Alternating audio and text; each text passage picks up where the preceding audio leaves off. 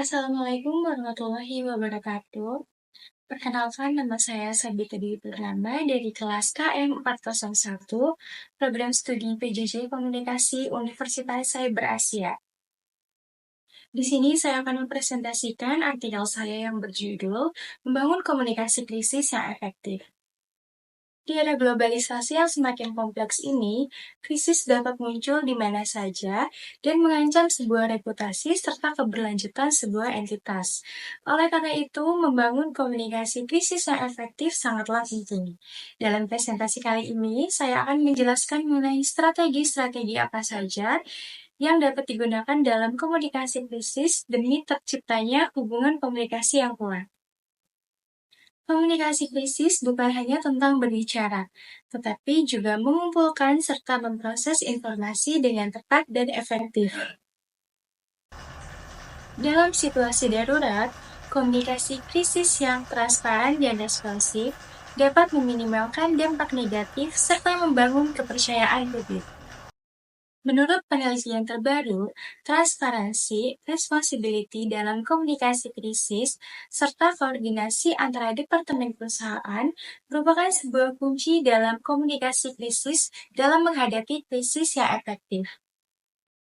Dengan demikian, perusahaan dapat memelihara citra dan reputasinya, serta memastikan keberlanjutan operasionalnya. Selain itu, komunikasi krisis juga membantu dalam memahami kebutuhan dan kekhawatiran stakeholders sehingga dapat direspon dengan lebih tepat dan efektif. Dalam beberapa kasus, komunikasi krisis dapat mengubah persepsi publik serta membangun kembali citra perusahaan setelah krisis berlalu. Selanjutnya, saya akan menjelaskan strategi-strategi apa saja yang efektif dalam komunikasi krisis. Yang pertama yaitu membangun tim tanggap krisis yang terlatih. Tim tanggap krisis yang terlatih dapat menangani situasi darurat dengan lebih cepat dan efektif. Pelatihan yang intensif membantu mereka memahami bagaimana menghadapi berbagai jenis krisis dan bagaimana berkomunikasi dengan publik. Lalu yang kedua yaitu transparansi dan keterbukaan. Transparansi adalah kunci dalam mengelola krisis. Informasi yang jelas dan akurat dapat membantu mencegah spekulasi dan membangun kepercayaan publik. Perusahaan harus siap publik untuk memberikan informasi yang tepat serta terus-menerus memperbarui publik tentang perkembangan situasi. Yang ketiga yaitu respon cepat. Respon cepat sangat penting dalam menghadapi situasi krisis. Perusahaan harus siap untuk memberikan pernyataan resmi serta tindakan yang cepat untuk menangani situasi darurat. Hal ini membantu mengurangi kekhawatiran publik serta meminimalkan dampak negatif. Lalu yang keempat adalah menggunakan media sosial secara efektif.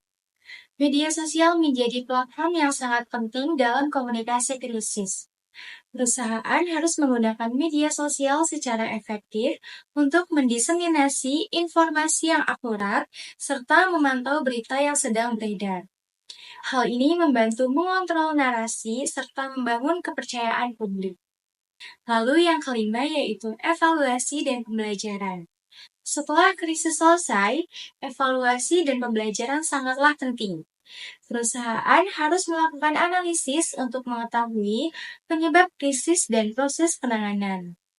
Hal ini membantu memperbaiki strategi komunikasi krisis serta mempersiapkan diri untuk krisis yang mungkin akan terjadi di masa depan. Selanjutnya, saya akan menjelaskan mengenai analisis dan opini dari artikel ini. Menurut Dr. Inasari, perusahaan harus memiliki rencana komunikasi krisis yang sudah disiapkan sebelumnya. Rencana ini harus mencakup strategi penyampaian informasi, penggunaan media sosial, serta komunikasi dengan stakeholders. Selain itu, perusahaan juga harus memastikan bahwa komunikasi yang disampaikan konsisten dan transparansi. Dalam buku Komunikasi Krisis, Teori dan Praktik, karya Dr. Siti Nurjana, disebutkan bahwa komunikasi krisis yang efektif harus melibatkan beberapa tahap. Yang pertama yaitu pengenalan, lalu penyampaian, dan yang terakhir yaitu penjelasan. Pengenalan krisis harus dilakukan dengan cepat dan transparan. Penyampaian informasi juga harus jelas dan terperinci, serta penjelasan harus siap untuk menjawab pertanyaan-pertanyaan publik. Selain itu, artikel jurnal Komunikasi Krisis dalam Era Digital oleh Dr. Inasari dan timnya juga menyebutkan bahwa penggunaan media sosial sangatlah penting dalam komunikasi krisis itu sendiri. Media sosial dapat digunakan untuk menyampaikan informasi secara cepat dan luas, serta memantau reaksi publik. Maka dari itu, dapat disimpulkan bahwa komunikasi krisis adalah salah satu aspek penting dalam bidang komunikasi. Dalam era digital, perusahaan harus siap untuk menghadapi krisis kapan saja, serta memiliki strategi komunikasi yang efektif. Strategi ini harus mencakup rencana komunikasi krisis yang sudah disiapkan sebelumnya, penggunaan media sosial, serta komunikasi yang konsisten, serta juga transparan dengan stakeholders. Dengan demikian, perusahaan dapat memelihara reputasi dan meminimalkan dampak negatif dari krisis itu sendiri. Selanjutnya, saya akan menjawab pertanyaan-pertanyaan mengenai komponen pada proposal kegiatan ini. Yang pertama yaitu, siapakah komunikator perusahaan yang ditunjuk? Komunikator perusahaan yang ditunjuk yaitu seorang public relations spesialis yang berpengalaman dalam bidang komunikasi dan branding. Selanjutnya yaitu siapa target yang dituju. Target yang ditujunya yaitu stakeholders, pelanggan, karyawan, dan masyarakat umum. Lalu pertanyaan yang ketiga yaitu media apakah yang digunakan? Media yang digunakan yaitu yang pertama media sosial yang meliputi Facebook, Instagram, Twitter, LinkedIn, maupun TikTok. Lalu yang kedua yaitu situs web perusahaan, email branding, serta media tradisional seperti radio, televisi. Selanjutnya mengenai waktu pelaksanaan. Waktu pelaksanaannya dilakukan pada tanggal 1 September 2025 sampai dengan 31 Desember 2025. Lalu pertanyaan selanjutnya yaitu bagaimana strategi dalam mengemas pesan, lalu bagaimana pula tagline-nya. Untuk tagline-nya yaitu membangun citra positif dan branding perusahaan. Ada pesan utamanya yaitu meningkatkan kesadaran dan kepercayaan publik terhadap perusahaan. Lalu untuk pesan spesifiknya yaitu mengenalkan visi dan misi perusahaan, menampilkan keberhasilan dan inovasi perusahaan, serta membangun hubungan yang lebih baik dengan stakeholders.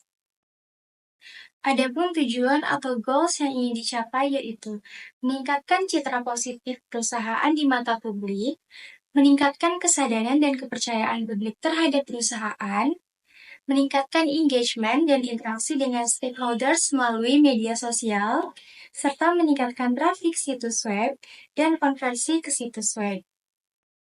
Selanjutnya, saya akan menjelaskan mengenai bagaimana strategi atau branding yang dilakukan oleh perusahaan. Yang pertama yaitu konsistensi visual, yaitu dengan menggunakan logo, warna, dan desain yang konsisten di semua platform. Selanjutnya yaitu konten kualitas, yaitu dengan menggunakan konten yang berkualitas tinggi, relevan, serta menarik. Yang ketiga yaitu engagement, dengan meningkatkan interaksi dengan followers melalui komentar, likes, maupun share. Dan yang terakhir yaitu kolaborasi, dengan mengadakan kolaborasi dengan influencer atau brand lain untuk meningkatkan jangkauan. Lalu, bagaimana langkah-langkah yang dilakukan untuk mengidentifikasikan suatu masalah? Langkah-langkah tersebut ada 3. Yang pertama yaitu analisis SWOT, yaitu dengan menganalisis kekuatan, kelemahan, peluang, serta ancaman perusahaan. Yang kedua yaitu survei online, yaitu dengan melakukan survei online untuk mengetahui kebutuhan dan harapan stakeholders. Yang terakhir yaitu focus group discussion, yaitu dengan mengadakan diskusi kelompok untuk mendapatkan umpan balik langsung dari stakeholders.